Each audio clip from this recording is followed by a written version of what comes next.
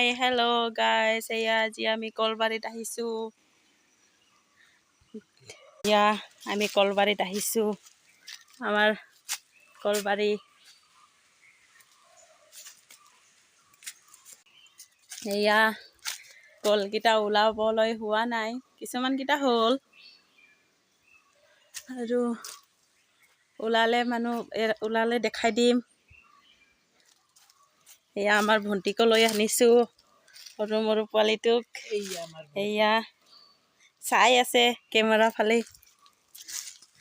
আৰু সেয়া চাওক, এতিয়া গোলমৰিচ গছ আৰু এয়া ৰছী, এইটো পৰা কল বান্ধে।